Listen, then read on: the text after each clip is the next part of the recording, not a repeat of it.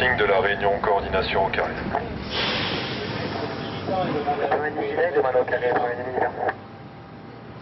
Bonjour et bienvenue dans la base navale de Toulon. Nous sommes sur le quai des sous-marins. Vous voyez ici le sous-marin nucléaire d'attaque l'Émeraude que vous commandez. Bonjour. Bonjour.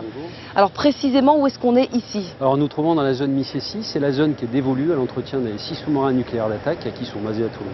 Quelles sont précisément les missions, les caractéristiques de ce sous-marin? Je débuterai par les caractéristiques. Donc c'est le plus petit sous-marin nucléaire du monde. C'est un bateau qui est régi par le chiffre 7, 73 personnes à bord, 70 mètres de long, un diamètre de 7 mètres. Pour les missions, ce sous-marin a été construit pour assurer des missions de lutte anti-navire, de lutte anti-sous-marine. Ces missions s'inscrivent dans le cadre de la sûreté et des missions de dissuasion. Et aujourd'hui, les missions sont cependant en train d'évoluer. On se rapproche de plus en plus vers la côte pour faire des missions de renseignement et de lutte contre l'ensemble des trafics illicites. Alors dans quelques instants, on sera à bord de ce sous-marin. Mais d'abord, on s'intéresse aux bases de défense qui assurent le soutien des forces. Voyons comment ce soutien s'est organisé lors de l'opération Harmattan en Libye.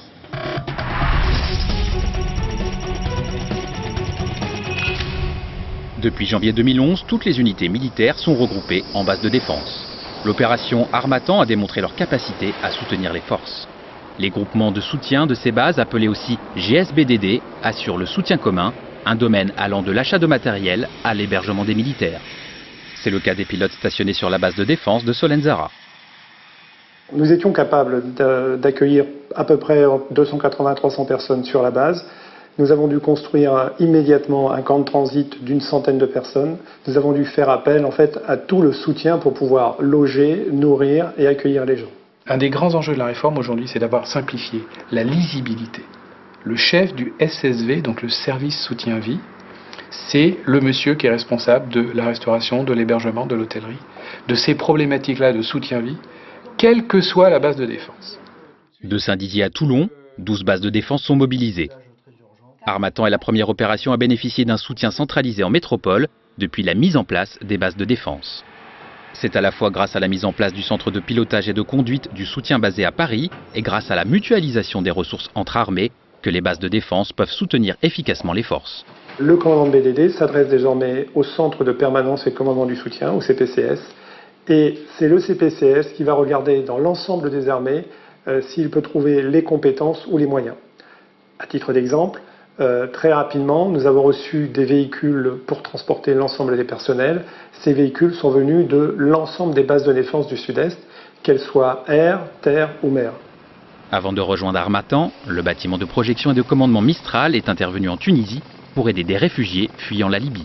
On l'a chargé en matériel divers pour faire un camp humanitaire et puis pour être capable de soutenir le millier de personnes qu'il devait prendre à sa charge.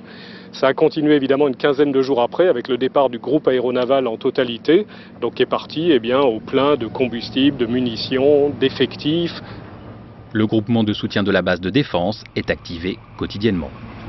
C'est des véhicules qui partaient donc d'ici, soit qui passaient sur le bord, soit qui se rendaient directement en pyrotechnique pour prendre de l'armement et les emmener sur les bords. Et ensuite, les munitions donc étaient chargées sur des grues de capacité donc de 55 ou de 30 ou de 40 tonnes.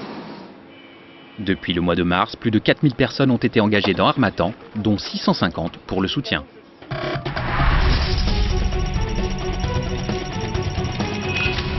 gauche 10. À gauche 10. À droite 15. Alors ici nous sommes au central opération, c'est d'ici que l'on pilote le sous-marin à l'image d'un avion. Et ici vous voyez la partie sécurité plongée, c'est d'ici que l'on actionne les ballasts qui vont permettre au sous-marin de plonger. On poursuit ce journal, on s'intéresse à la manière dont les unités de la marine se préparent à leur mission opérationnelle, exemple avec un exercice multinational.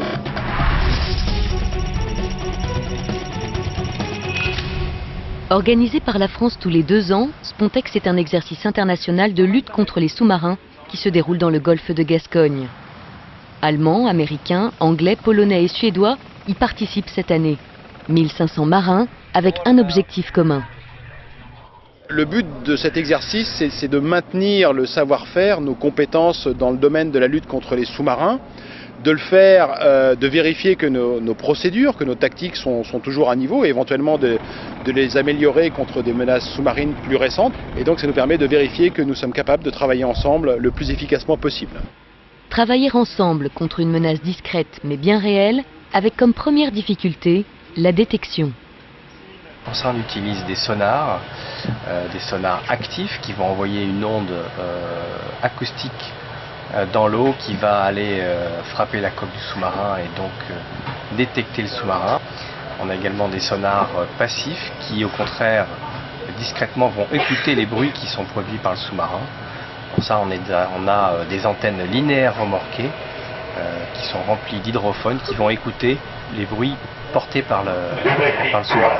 Il y a actuellement environ 450 sous-marins en service sur la planète, répartis principalement en Asie et au Moyen-Orient. Il y a environ 90 sous-marins qui sont actuellement en construction, 140 qui sont en projet. Donc vous voyez que c'est une force qui ne diminue pas, bien au contraire, mais c'est une menace de chaque instant, même si il n'y a pas de situation d'hostilité déclarée. En temps de crise, un sous-marin est un outil de recueil de renseignements, de pression extrêmement important qu'il nous faut savoir maîtriser parfaitement. Prochain exercice de lutte anti-sous-marine en 2013, avec côté français des nouveautés, les participations de la première frégate multimission et des hélicoptères NH-90.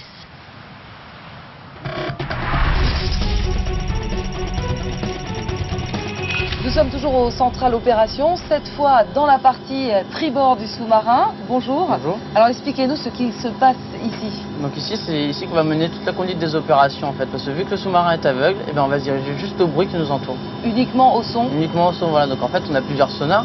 Un sonar, on va écouter, on va dire, bah, là il y a un bateau. Et juste derrière moi, en fait, on va classifier, on va dire si c'est un bâtiment de guerre, un bâtiment de surface, un commerce ou un sous-marin. Et juste derrière, là-bas, on va pouvoir dire à quelle route, quelle vitesse, à quelle distance de nous il est, et s'il faut l'engager.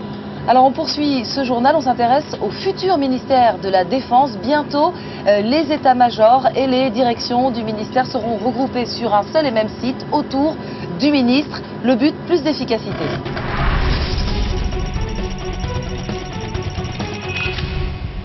En 2015, Ballard sera le nouveau site du ministère de la Défense et des anciens combattants. Cette grande pièce urbaine de 16 hectares sera formée de 3 entités architecturales différentes. Les immeubles de bureaux de la corne ouest, le cœur du ministère au centre, et à l'est, les immeubles rénovés de la Cité de l'Air. Aujourd'hui, ce projet ambitieux suit son cours. La phase de déconstruction et de dépollution de la parcelle ouest est terminée et dans quelques mois débutera le chantier de construction du nouveau bâtiment central. Ici se situera à peu près dans le grand cercle qui est là, la partie la plus essentielle du ministère, c'est-à-dire le lieu d'implantation des hautes autorités, le ministre, son cabinet, le chef d'état-major des armées, les 3 chefs d'état-major d'armée, le délégué général pour l'armement, le secrétaire général pour l'administration, etc. Et en dessous, les centres opérationnels des armées qui seront en partie enfouis pour des raisons de sécurité évidentes. Le projet s'inscrit dans la modernisation du ministère décidée en 2009 par les décrets de réorganisation de sa gouvernance, en apportant une réponse physique et pratique du regroupement des états-majors.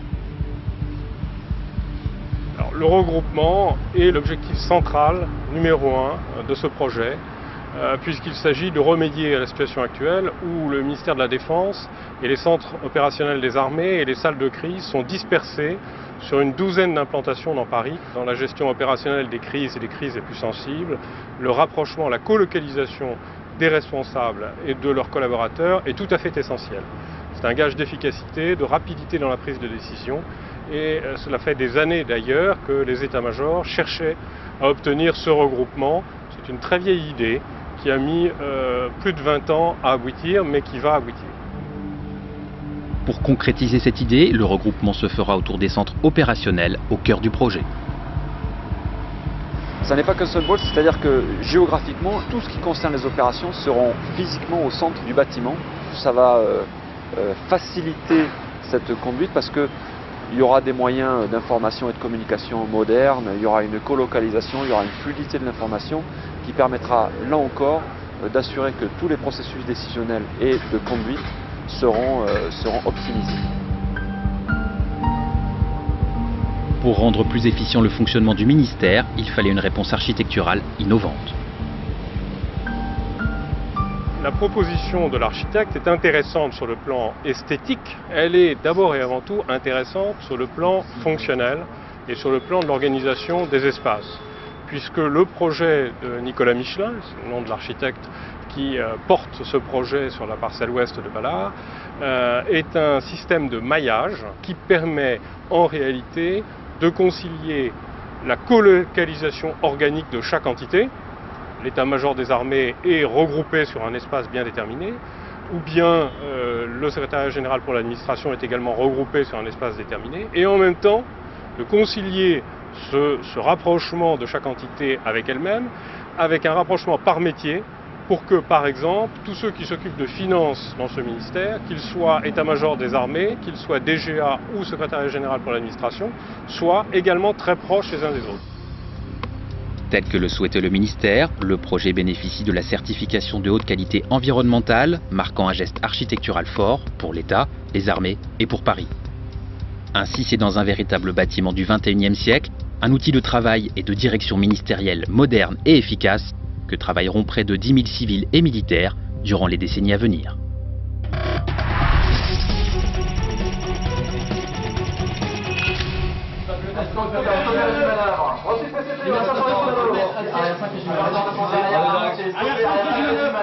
Et nous voici à l'école de navigation sous-marine. Alors vous voyez, ce simulateur, il permet d'aborder, d'apprendre tous les aspects de la navigation en plongée, mais aussi les gestes majeurs à effectuer en cas d'incident, par exemple une avarie de barre, une voie d'eau ou encore un incendie.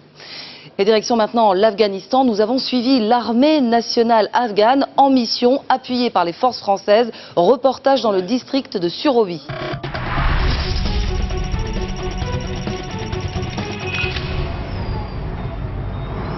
Patrouille franco-afghane dans le district de Surobi. Des centaines de camions de marchandises empruntent la Highway 7 entre le Pakistan et Kaboul, une cible pour les insurgés. En général, ils ouvrent le feu depuis cette position, près du gros rocher là-haut. Ou de là-bas, derrière. Si vous êtes faible et inactif, les ennemis viendront tous les jours. Mais si vous vous montrez fort, influent et motivé, ils n'oseront pas approcher.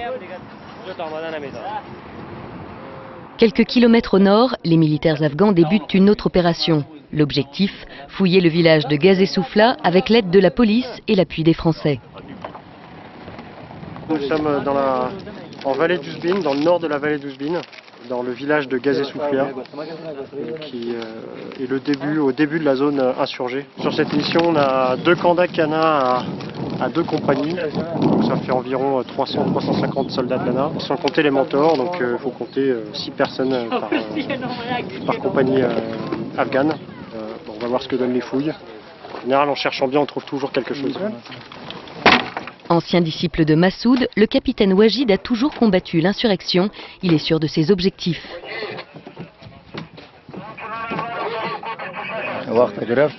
L'état-major de la brigade avait amassé pas mal de renseignements. C'est grâce à cela que nous avons décidé de mener une opération dans ce village. Quand nous sommes arrivés, nous savions que nous avions 3 ou 4 zones à fouiller. La dernière a été la bonne. Implantée depuis fin 2010 en Surobi, la 3e brigade mécanisée de l'armée afghane prend ses marques. Dans quelques mois, la responsabilité de ce district, où la France opère depuis 2008, sera totalement aux mains des forces de sécurité nationale.